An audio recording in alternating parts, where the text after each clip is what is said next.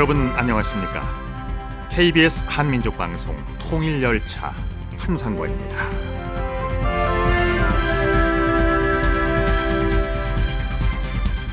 북한의 김일성 체제를 모델로 추종했던 차우셰스쿠 정권에서 태어나서 자랐고 북한과 분단된 한국에서 공부하고 미국으로 건너가서는 국제인권법을 공부한 북한 인권 전문가가 있습니다. 동유럽의 독재자 차우셰스쿠 정권이 붕괴한 후에 선발된 루마니아의 첫 한국 국비 장학생이기도 했는데요. 지금은 미국의 북한인권위원회 사무총장이 돼서 북한 인권을 다루게 된 거 어찌 보면 운명이라고도 할 수 있을 것 같습니다. 잠시 후 일요 초대석에서는 미국에서 북한 인권 개선을 위해 애쓰고 있는 미국 북한인권위원회의 그레그 스칼라튜 사무총장을 전화 연결해 보겠습니다. 안녕하십니까? 네, 안녕하십니까? 예, 반갑습니다. 지금 미국 북한인권위원회에서 사무총장직을 맡고 계신데요. 이곳이 어떤 곳이고 또 어떤 일을 구체적으로 하고 있는지 우리 통일열차 청취자분들에게 직접 소개 말씀 좀 해주시죠. 네, 저희들의 단체는 2001년도에 설립된 단체고요. 그러니까 21년 전에 설립된 단체입니다. 네.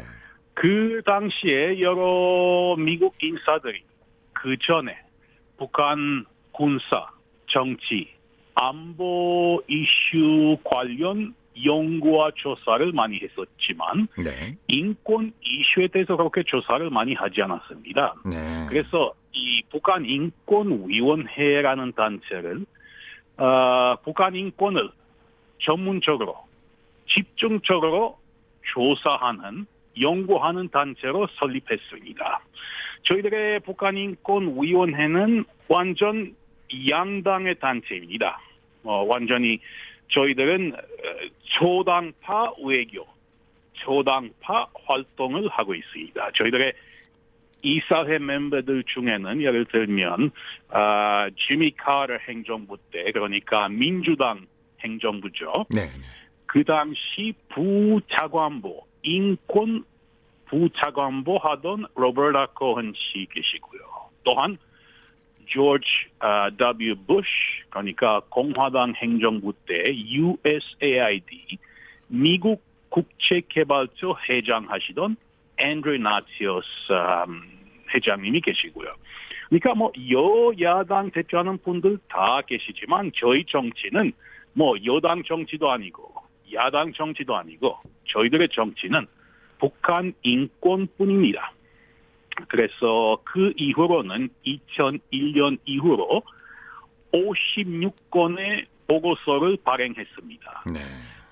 저희들은 2018년 4월에 UN 협의적 지위를 받았습니다. 협의적 지위라 하면 그러니까 UN이 인정한 단체로 보시면 됩니다. UN이 인정한 비정부 기관, 시민단체로 보시면 됩니다. 그러니까 UN 과정에 참여할 수 있고 그러한 단체입니다. 그렇군요. 그러니까 민주당, 공화당 이런 정파를 다 초월해서 오직 북한의 인권이라는 공동의 가치를 추구하고 계시는 NGO시군요. 그렇습니다. 그러면 이제 2022년을 한번 되돌아보겠습니다.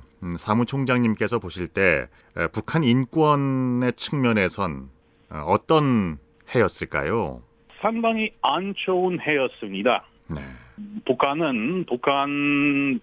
당국이 코로나 예방 명목으로 탄압, 통제, 처벌이 악화되었습니다.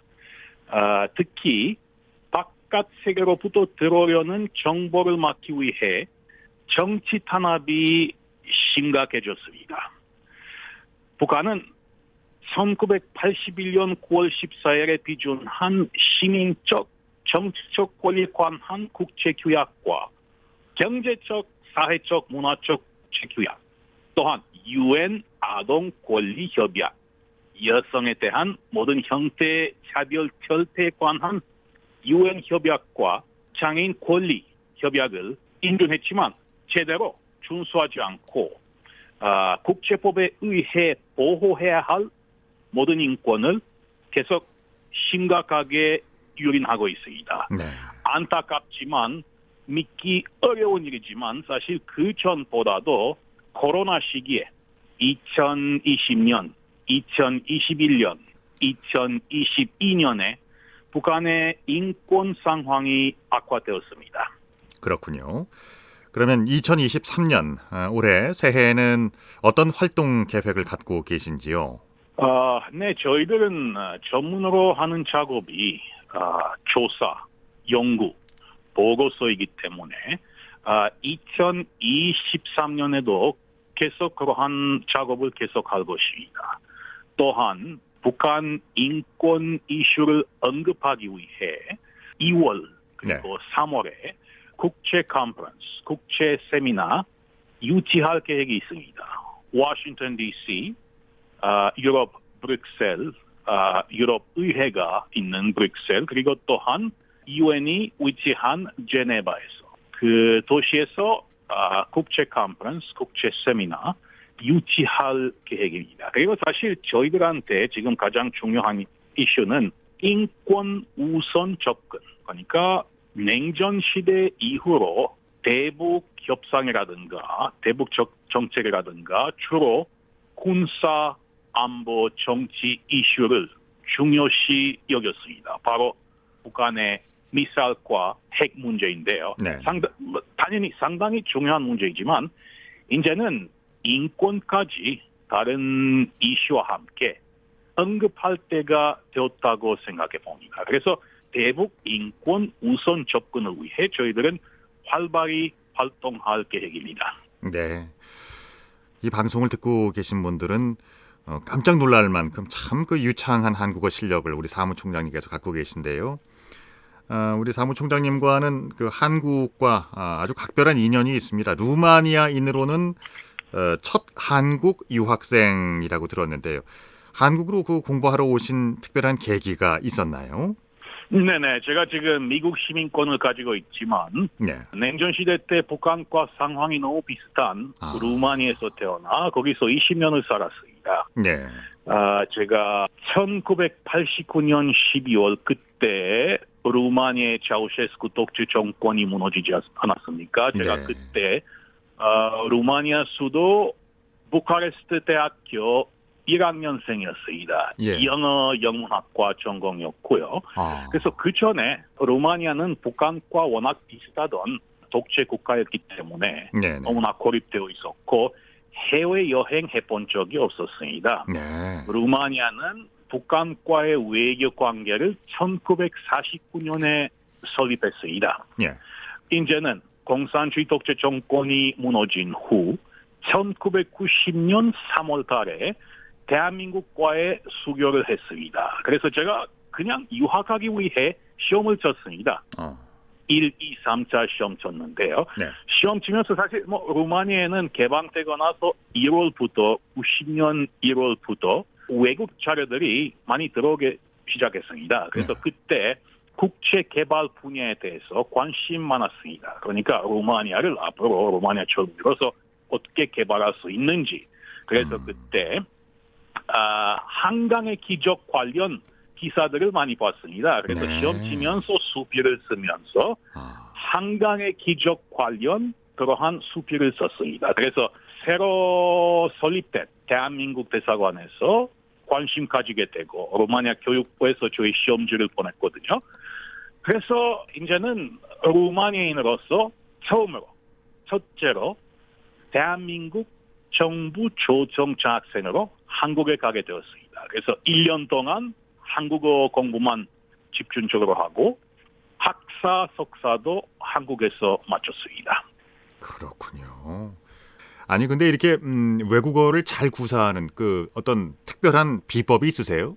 글쎄 말이에요. 요즘에는 유학생들은 한국에서 유학하게 되면 강의를 영어로 듣고 한국어를 제2 외국어로 배우는데요. 우리는 그런 거 없었습니다. 예. 요즘에는 대한민국 정부 초청자 학생들은 수백 명이나 있는데요. 제가 처음에 한국에 도착했을 때 온 세계에서 온 학생들이 한 30명밖에 없었습니다. 네. 그래서 한국 학생들하고 같이 공부를 하고 그래서 그 환경 속에서 살고 공부를 했기 때문에 아마 그때 많이 힘들었지만 그래도 도움이 많이 됐죠. 네. 그렇군요. 그리고 그 한국의 유학 시절부터 그러면 그 북한 문제에 관심을 갖게 되신 건가요? 처음에는 그렇지 않았습니다. 제가 북한과 너무나 비슷하던 공산주의 독재 국가에서 자랐기 때문에 북한에 대해서 관심 하나도 없었고 사실 대한민국에 대해서 관심 많았죠. 그래서 대한민국에 유학하게 되었죠. 관심 가지게 된 시기가 바로 고난의 행군 시대 때였어요. 네네네. 그 전에는 남들처럼 분명히 북한도 동구권 국가들처럼 분명히 무너질 거라고 생각했지만 고난의 행군 때 그 생각이 들었죠. 이게 다르구나. 북한의 상황을 조금 더 자세히 살펴봐야 되겠구나. 그 생각을 하면서 이제는 북한의 인권 이슈, 또한 북한의 인도적 이슈, 북한의 고난의 행군에 대하여, 북한의 정권에 대하여 관심을 가지게 되었죠. 그렇군요. 특히나 이제 인권 문제에 깊이 천착을 하게 되신 것도 이런 그 고국 루마니아 공산주의 독재 체제에 살았던 경험 뭐 이런 것들이 영향을 줬겠죠. 네, 그렇습니다. 영향을 많이 받았죠. 사실 제가 냉전 시대 때 북한과 가장 비슷하던 동구권 나라에 태어나 거기서 20년 살다 한국에 와서 한국에서 공부를 하면서 한국에서 살면서 10년 동안 분단된 한반도에서 살았기 때문에 저에게 아주 개인적인 이슈죠. 그래서 이 일을 하게 되었습니다. 네네. 그 기억을 좀 더듬어 볼까요? 그 루마니아의 차우셰스쿠 정권. 이 정권은 북한과 어떤 점에서 그리 닮아 있다고 보십니까? 네, 차우셰스쿠는 1971년도에 북한을 처음에 방문했습니다. 그래서 그 다음에 여러 차례로 북한을 방문했고 김일성도 루마니아를 방문했는데요.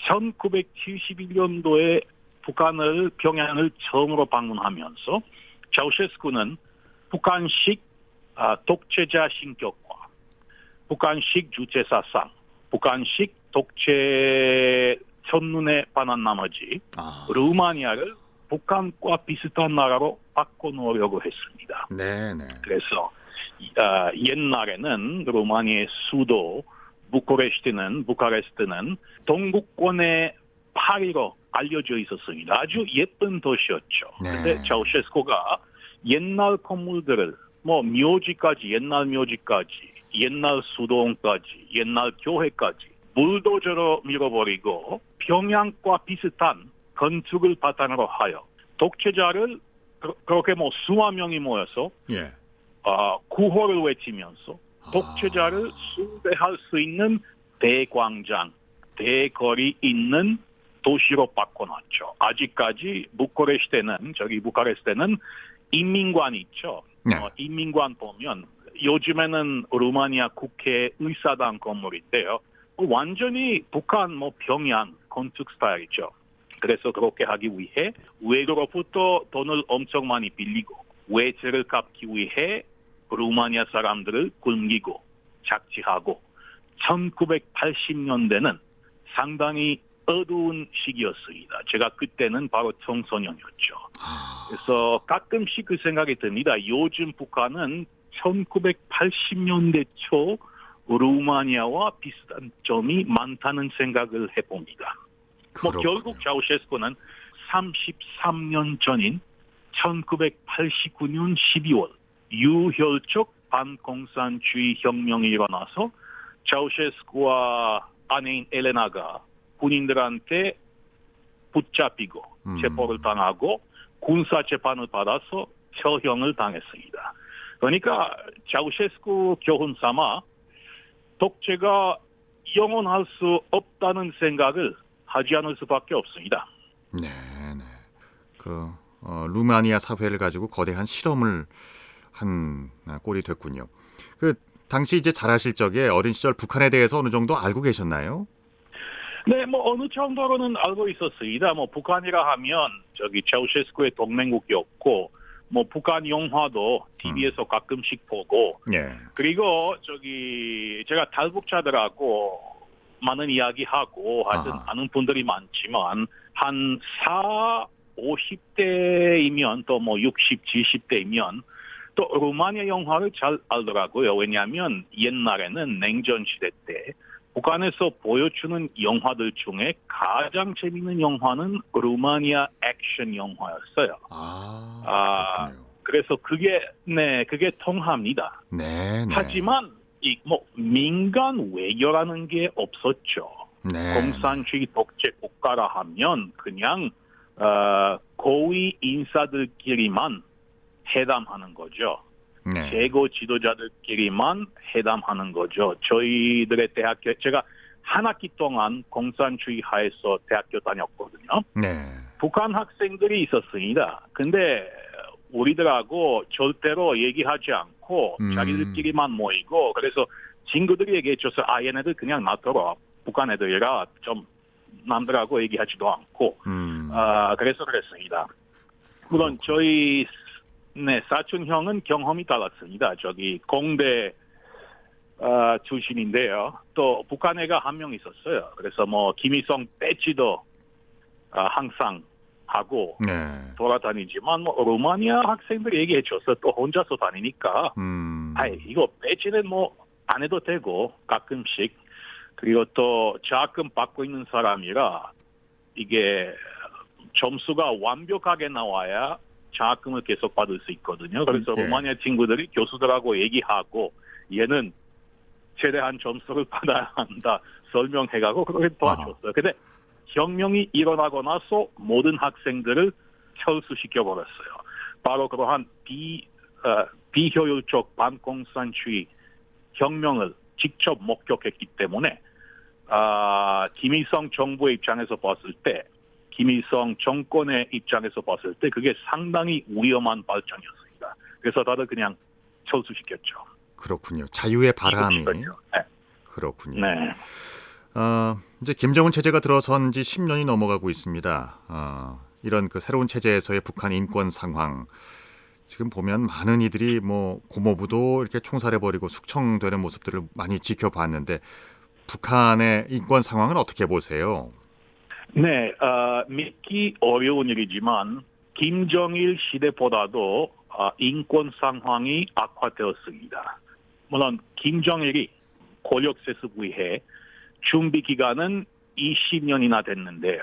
네. 또한 북한의 1994년 7월 달에 북한의 최고 지도자가 되었을 때 나이는 53세였습니다. 예. 김정은이 권력 세습 위해 준비 기간은 겨우 3년이나 있었고 또 북한의 최고 지도자가 되었을 때 27살밖에 안 됐었습니다. 예. 그래서 그렇기 때문에 김정은의 숙청은 아버지가 자행한 숙청보다 훨씬 더 사악했고요. 예. 그래서 수백 명 고위 관리들이 숙청당했고 그리고 연좌제에 의해 그들의 친척들까지 처형당하고 또한 정치범 관리소에 수감되었고 상당히 사악한 숙청이 진행되었죠. 북한에서. 그렇군요. 그리고 또한 북중 지역 통제가 초기 때부터 상당히 심각해졌습니다. 그러니까 대한민국에 정착한 탈북자 수는 김정은 정권 초기에 그 전보다 한 반 정도로 줄어들었고요. 최근 들어서 많이 줄어들었죠. 코비드 시기에는 대한민국에 정착한 탈북자 수는 많이 줄어들었습니다. 그게 바로 북한에서 상황이 갑자기 좋아져서 그런 것도 아니고 사악한 통제와 탄압 때문에 그렇게 되었죠. 예. 이런 숙청, 사상 통제, 인권 탄압 이런 유형의 사회적인 병폐는 역사적으로도 찾아보기 참 어려운 케이스, 아주 독특한 케이스가 아닐까 싶은데요. 이런 인권 개선을 위해서 북한의 인권 상황을 좀 개선시키기 위해서 이제 현재로서는 가장 세계에서 유일한 후견 국가라고 할 수 있겠죠. 중국을 끌어들일 수 있는 방안이 혹시 없을까요? 네, 상당히 어려운 이슈입니다. 중국은 UN 안전보장이사회 상임 이사국이 아닙니까? 예. 중국은 리더십 가지려고 하는데요. 사실 이게 리더십 가지려면 정말 강대국이 되려면 물론 경제력도 중요하고 군사력도 중요하고 하지만 세계 무대에서 인권을 지켜야 리더십 가질 수가 있는 거죠. 네. 중국의 경우에는 위구 이슬람교 소수민족 단합만 생각하면 네. 이 인권 이슈는 상당히 어렵다는 생각을 할 수밖에 없습니다. 네. 물론 네. 북한 난민이라 하면 가장 중요한 이슈는 중국은 1951년 UN 난민 조약에 가입했지만 탈북자들을 체포해갖고 강제 북송시키지 않습니까? 네. 그들은 강제 북송 당하게 되면 밖에 우려가 되는 곳으로 강제 북송 당하게 되는 것입니다. 네. 그래서 그들은 사실 정치 난민이죠. 중국이 탈북자들을 정치 난민으로 인정해야 되는데요. 계속 경제 이주자라 주장하면서 그들을 계속 강제 북송시키고 있는 거죠. 예. 그게 상당히 어려운 이슈고요. 만약에 강제 북송만 막을 수 있으면 네. 그게 상당히 긍정적인 발전이 될 수가 있다고 볼 수 있습니다. 중국이 강제 북송 정책 또한 UN 무대에서 북한 당국을, 북한 정권을 지지하고 보호하면서 사실 비인간적 반인륜 범죄를 자행하고 있는 북한 정권을 방조하는 것입니다. 그러한 정권을 방조하는 UN 가입국이 리더십을 절대로 가질 수가 없습니다. 그렇죠. 자, 그러면 국제사회는 그 해결 방안으로 어떤 식의 접근을 해야 한다고 생각하십니까? 네, 미국 바이든 행정부의 외교 정책이라 하면 동맹국들과의 같은 자유민주주의 국가들과의 나누는 가치관이 상당히 중요하거든요. 네. 인류의 보편적 가치인 인권도 그 가치관에 포함되어 있습니다. 또한 현 미국 행정부라 하면 다자 간 협력이 상당히 중요합니다. 네. 그래서 국제사회는 북한 인권이라 하면 다자 간 공동 정책이 필요하다고 생각합니다. 그러니까 그 전에도 미국, 대한민국, 유럽연합, 일본, 호주, 뉴질랜드 생각이 비슷한 한마음의 UN 가입국들이 협력을 해서 UN에서 좋은 결과를 거뒀습니다. 그러한 협력을 소생시켜야 되고 그리고 또한 UNCOI 2014년 2월 북한 인권조사위원회 보고서 이후로 2014년 12월, 2015년 12월, 2016년 12월, 2017년 12월 북한 인권 이슈를 UN 안전보장이사회 아젠다에 넣었습니다. 네. 그 이후로는 그렇게 하지 못했고요. 분명히 2023년도에 그러한 생각이 비슷한 한마음의 UN 가입국들끼리 그러한 자유민주주의 국가들끼리 협력하여 북한 인권 이슈를 또다시 UN 안보리, UN 안전보장이사회 아젠다에 또다시 올려야 합니다. 네. 물론 작년에도 UN에서 북한 인권 상황을 비공개로 논의했지만은 안보리가 북한 인권 상황을 논의하는 회의를 개최하는 것이 이번에는 7번째였지만 아까 말씀을 드린 것처럼 공개 회의는 2017년 이후로는 한 번도 하지 못했습니다. 네, 네. 소집하지 못했습니다. 그랬군요. 그러니까 국제사회가 어떤 이제 공동 보조를 맞추어서 같은 걸음으로 나가야 할 텐데 지금 이게 생각만큼 그렇게 쉽지는 않은 것 같습니다. 러시아나 중국이 이제 새롭게 블록화가 되고 그들이 또 이렇게 편파적으로 북한의 손을 들어준단 말이죠. 사무총장님께서도 지금 파악하고 계시겠습니다만은 그 북한 주민들의 어떤 경제적인 삶을 봐도 대단히 그 처참한 상황이라고 전해지고 있는데요. 뭐 어떤 그 경로로 통해서 이제 들은 소식을 보면 고난의 행군 때보다 더 나쁘다고도 하거든요. 지금 이런 그 북한에 대한 인도적 지원에 대해선 어떤 견해를 갖고 계신가요? 네네. 가장 중요한 게 뭐냐면 물론 고난의 행군과 절대적으로 비교가 됩니다. 하지만 상대적으로 북한 주민들이 고난의 행군 이후로 생존 수단을 배웠기 때문에 뭐 물물 교환이라든가 그러한 수단으로 생존할 수 있습니다.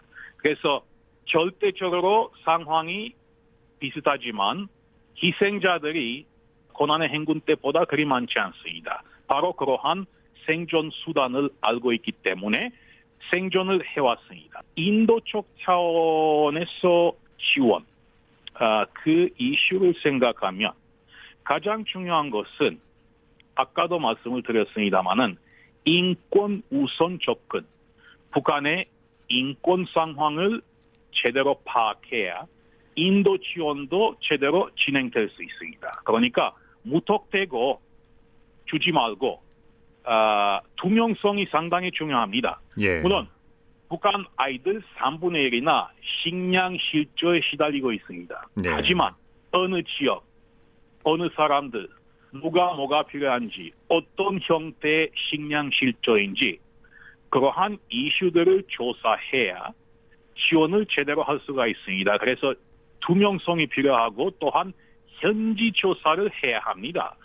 외국 전문가들이, UN 전문가들이, 비정부 기관 전문가들이 현지 조사를 해야 북한 주민들이 뭐 필요한지, 지원을 어떻게 해야 되는지 알 수가 있습니다. 네. 그리고 또 지원할 때 투명성이 상당히 중요하기 때문에 계속 모니터링 해야죠. 그렇죠. 할 수 있죠. 예. 그래서 인권 우선 접근. 그래야 인권 이슈도 효과적으로 언급할 수 있고 그리고 네. 또 인도적 지원도 효과적으로 보낼 수 있죠. 북한으로. 그렇죠. 예. 사무총장님께서는 그 북한 인권 전문가로서 한국 정부에 바라는 점이 있다면 한 말씀 해주시죠. 네, 하여튼 현 한국 정부는 잘하고 있습니다. 5년 만에 네. 북한 인권 대사도 임명됐고요. 네.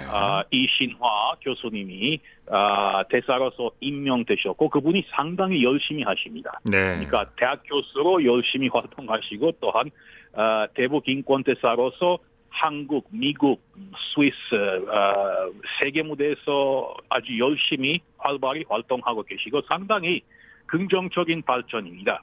그리고 북한 인권 이슈라 하면 한국 정부가 이제는 주도권을 또 다시 잡으려고 합니다. 상당히 긍정적인 발전이죠. 네. 제가 바라는 것이 있다면 일단 아까도 말씀을 드렸습니다마는 한마음의 자유민주주의 유엔 가입국들의 주도권을 가져야 합니다. 바로 대한민국은 모범을 보여 인도해야 합니다. 그러한 주도권을 가져야 합니다. 또한 상당히 중요한 이슈 하나 있습니다. 그것이 바로 북한 인권재단입니다. 대한민국은 인권 이슈를 더 이상 정치화시키지 말고 북한 인권재단을 지원해서 운영하는 것이 시급합니다. 네. 그래야 네. 대북 인권 시민단체들도 번영할 수 있고 이 이슈를 효과적으로 언급할 수 있습니다. 자원이 있어야 이 이슈를 언급할 수 있습니다. 그렇죠. 북한 인권재단. 네, 알겠습니다. 끝으로 미국 북한 인권위원회 앞으로 어떻게 이끌어 나갈 계획이신지요?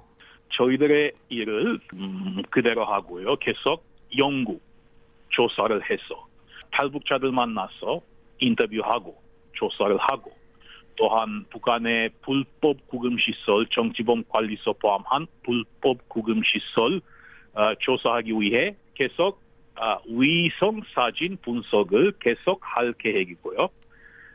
그렇게 해서 그러한 연구 및 조사 결과를 국제회의에서 계속 밝힐 것입니다. 2023년에 서울, 유럽 브뤼셀, 유럽 제네바, 또한 미국 워싱턴 그런 도시에서 인권이라 하면 상당히 중요한 도시에서 국제 세미나와 컨퍼런스 유치할 계획입니다. 그리고 아까도 말씀드렸습니다마는 인권 우선 접근, 냉전 시대 이후 인권 이슈를 항상 희생시키면서 군사 안보 정치 이슈만 여겼지만 좋은 결과를 거두지 못했습니다. 북한은 하루에만 25발의 미사일을 발사할 능력이 있습니다. 네, 또한 네, 계속 핵무기, 미사일 계속 개발하고 있고 이제는 인권 이슈를 상당히 중요한 이슈에다 언급할 때가 다 되었습니다. 대북 협상, 대북 정책이라 하면 인권 이슈의 중요성을 항상 생각해야 되고 이 이슈를 여겨야 합니다. 그렇기 위해 저희들의 단체는 계속 열심히 활동하도록 하겠습니다. 네. 참으로 귀한 노력 기울이고 계십니다. 선한 가치를 추구하고 계십니다. 북한의 인권 조금은 시간이 걸리더라도 반드시 변화를 이끌어낼 수 있을 것이라고 믿습니다. 오늘 귀한 시간 내주셔서 감사합니다. 네, 감사합니다. 예. 새해 복 많이 받으십시오. 예, 감사합니다. 지금까지 루마니아의 첫 한국 국비 장학생 출신이십니다. 미국 북한인권위원회의 그레그 스칼라튜 사무총장님과 이야기 나눠봤습니다.